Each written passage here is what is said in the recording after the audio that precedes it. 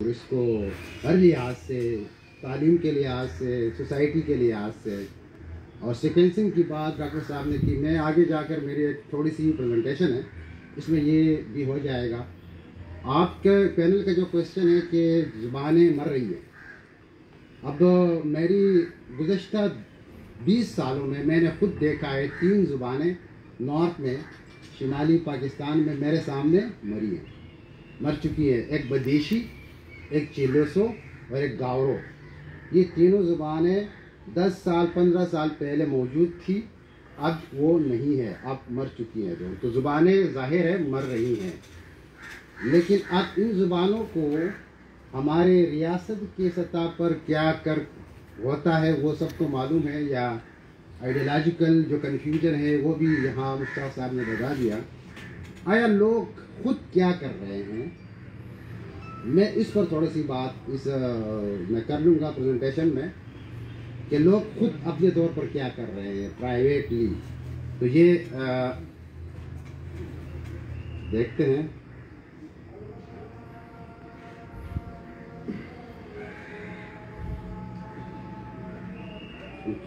ہاں یہ تو اس کا فونٹ ہی چینج ہو گیا. پتہ نہیں کیا ہے. اوہ سوری، یہ رہ گیا سر. اچھا، تو یہ ایک تو جہاں پاکستان میں زبانوں کی بات ہوتی ہے تو وہ ریجنل لینگویجز ایک ٹرم زیادہ استعمال ہوتا ہے،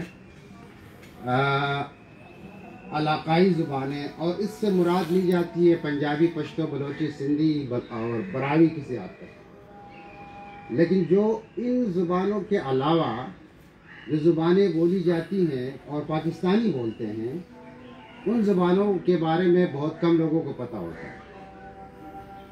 اب ایک سروے کے مطابق پاکستان میں 76 زبانیں بولی جاتی ہیں.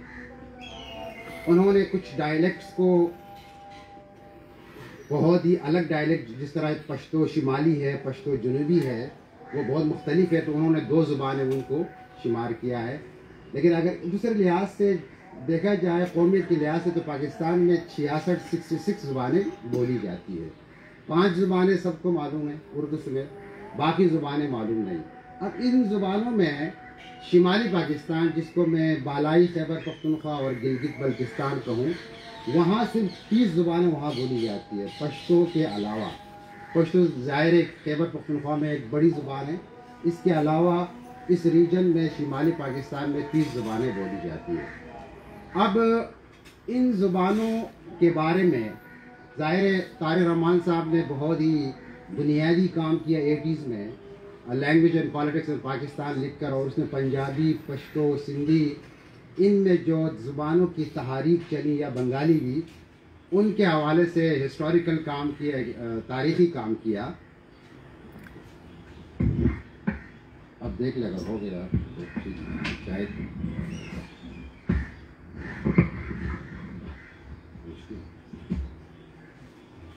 اب یہاں دیکھ لے گا. اب ان کے بعد پھر ان کے ساتھ ہی سمر انسٹیٹیوٹ آف لنگوسٹکس، جو ایک فیتھ بیسڈ آرگنائزیشن ہے ورلڈ وائڈ، انہوں نے ایک سوشل لنگوسٹک سروے پاکستان کی کرائی، جس میں شمالی پاکستان کی بھی سروے کرائی. تو ان ریسرچ کے بعد ان زبانوں کے بارے میں لوگوں کو کچھ آگاہی ہوئی اور کچھ بیداری آئی کہ یہ زبانیں مر رہی ہے. 4-5 زبانوں کے بارے میں سندھ زبان کی احیاء کی جو تحریک ہے وہ بہت پرانی ہے، پشتو کی بہت پرانی ہے ظاہر ہے، پنجابی میں بھی کچھ حد تک وہ بھی پرانی ہے، جو گرمکھی بھی جو اس پار کی پنجابی ہم رکھے وہ بھی. لیکن جو دیگر زبانیں ہیں ان میں یہ 1980s کے بعد یہ بیداری آئی کہ ان زبانوں کو بچانا ہے. تو ان زبانوں کے بارے میں، ان کو بچانے کے لیے لوگوں نے خود کچھ اقدامات شروع کیے. اس میں ان اقدامات میں بہت بنیادی ریسرچ کرنا، پھر لٹریچر چھاپنا، اس کا جو اورل لٹریچر ان زبانوں کا ادب ہے اس کو چھاپنا، اور ایک بہت اہم کام جو سیکوینسنگ کی بات آئی ابھی، وہ ان زبانوں میں، بعض زبانوں میں شروع ہے، وہ ہے MTB MLE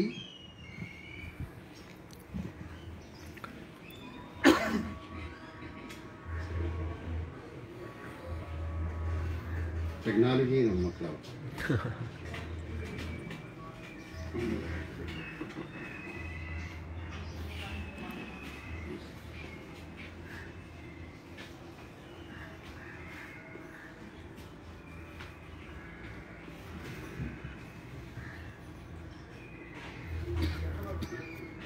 کنیکٹ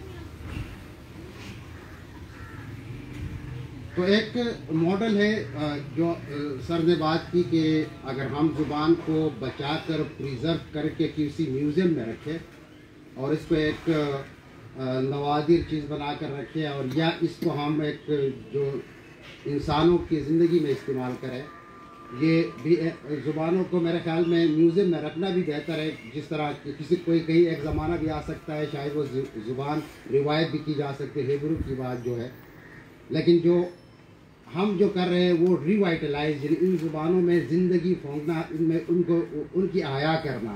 تو اس کے کئی ماڈلز ہیں. ان کے ماڈلز میں سب سے بہتر ماڈل جو ہے وہ کہا جاتا ہے MTB MLE، mother tongue based multi lingual education. یعنی آپ نے زبان کو تعلیم میں شامل کرنا، اور ابتدائی تعلیم جس طرح چومسکی نے بھی کہا کہ ظاہر ہے وہ اپنی زبان میں ہونی چاہیے. تو ہمارا جو ایک طریقہ ماڈل ہم نے اپنایا اپنے، وہ تروالی زبان میں ہے، وہ گاوری زبان میں ہے، وہ پلولا زبان میں ہے، وہ ہنکو زبان میں ہے، وہ کھوار زبان میں ہے، وہ گجری زبان میں ہے، وہ کلاشا زبان میں. ان میں تو یہ ماڈل جاری ہیں. وہ یہ ہے کہ ہم ابتدائی تعلیم جو بچے ہیں ان کی تعلیم ان کی اپنی زبان میں شروع کرتے ہیں. سارے لٹریسی اور نان لٹریسی سبجیکٹ ان کو ان کی زبان میں پڑھاتے ہیں 2 سال تک، اور وہ پیورلی اسی زبان میں شروع کرتے ہیں. اور یہ ہم نے شروع کیا ہے یہ ماڈل 2008 میں، اور ابھی تک کوئی میرے تروالی کمیونٹی میں کوئی 2500 بچے اس سے مستفید ہو چکے ہیں اس نظام سے. اس میں پھر ہم پہلے سال میں ساری کورسز اس کی اپنی زبان میں، اور لینگویج آف انسٹرکشن بھی، کتابیں بھی ان کی اپنی زبان میں. اس کے بعد پھر ہم سیکنڈ ایئر میں کہیں جا کر آخر میں ہم اردو کو ایڈ کرتے ہیں، اور ساتھ پھر آخر میں انگریزی کو بھی ایڈ کرتے ہیں. تو یہ ٹرائی لنگول ماڈل ہے، 3 زبانوں کا ماڈل ہے. مطلب ہمارا یہ نہیں ہے کہ یہ پاکستان میں یہ سمجھا جاتا ہے کہ جب زبان کی آپ بات کریں تو کہیں گے بس یہی ایک زبان. نہیں، ہم سب زبانوں کو ریسورسز، ہیومن ریسورسز سمجھتے ہیں، جو انسانوں کے وسائل ہیں، ڈائیورسٹی کے ذرائع ہیں. تو ان کو ملٹی لنگول اپروچ ہونا چاہیے.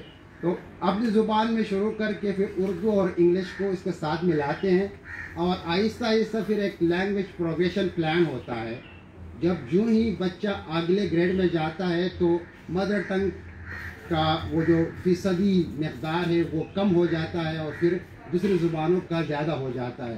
اور یہ جا کر گریڈ 8 میں mother tongue as a language یعنی 1 سبجیکٹ رہ جاتا ہے، اور باقی پھر یہ انگریزی اور اردو لینگویج آف انسٹرکشن ہو جاتی ہے. تو یہ ماڈل اس میں اگر اس کا یہ جو کیریکولم ہے اس میں ڈیٹیل میں ہم جائیں تو یہ کلچرل اسپیسیفک ہے. مطلب کلچر بالکل جو بچے کے ارد گرد جو ہو رہا ہے، یعنی ہوم بچے کے گھر کو اور اسکول کو کنیکٹ کرتا ہے.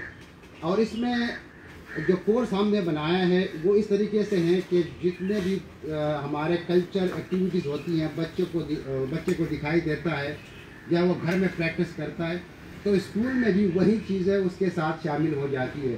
آپ نے یہ دیکھا ہے، یہ ایک لیسن پلان ہے، یہ گولس ہے، اس کو ہم ٹانگا ویل کہتے ہیں، یہ ٹانگے کے ویل کی طرح ہے. تو اس میں بیچ میں ایک تھیم ہوتا ہے. اس تھیم کے ارد گرد 6 تھیم ہوتے ہیں. بیچ والا تھیم یہ ہفتے کے لیے ایک تھیم ہوتا ہے, اس کے 6 تھیم. تو یہ سارے لٹریسی سبجیکٹ اور نان لٹریسی سبجیکٹ اسی تھیم کے گرد اسی پر ہوتی ہیں. تو یہ بچہ پوری ساری چیزوں کو, سائنس کو, میتھ کو, کلچرل اسٹڈیز کو, ایتھکس کو اپنی زبان میں کنسیپچولائز کرتا ہے اور آگے بڑھتا ہے. اس کے ساتھ بھی جو لٹریسی سبجیکٹ ہے وہ تو ظاہر ہے لینگویج کو, how to write and how to read the language.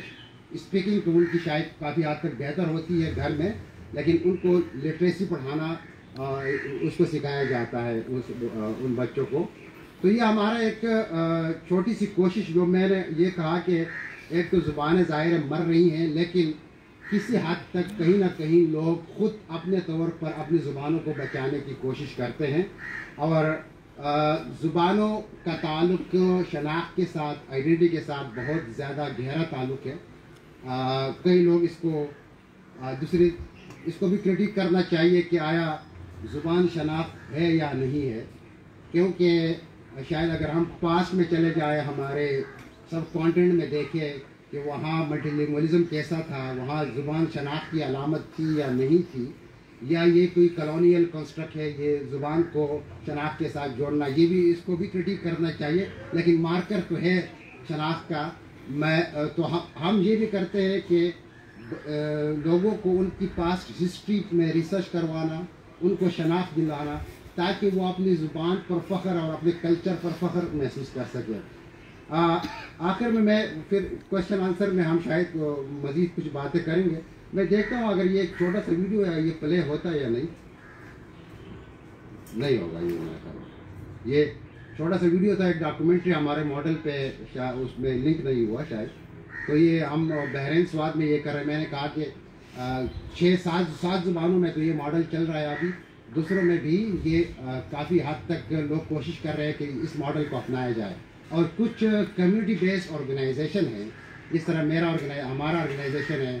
اس کے علاوہ ہر کمیونٹی میں لوگوں نے اپنے لیے کوئی تنظیمیں بنائی ہیں, اور ایک فورم فار لینگویج انیشیٹوز جو اسلام آباد بیسڈ ایک بڑا آرگنائزیشن ہے وہ بھی ہے. تو یہ سارے مل کر کچھ نہ کچھ کر رہے ہوتے ہیں, اگرچہ اسٹیٹ یا حکومت کی طرف سے کوئی مدد نہیں ہے. تو یہ میں آپ کو بتانا چاہ رہا تھا کہ بہرحال کئی نہ کئی علاقوں میں لوگ کچھ نہ کچھ خود کر رہے ہیں, اور لیکن ایک سسٹینیبل حل یہ ہے کہ اسٹیٹ اس کو اپنائے. شکریہ. We'll open the forum for discussion.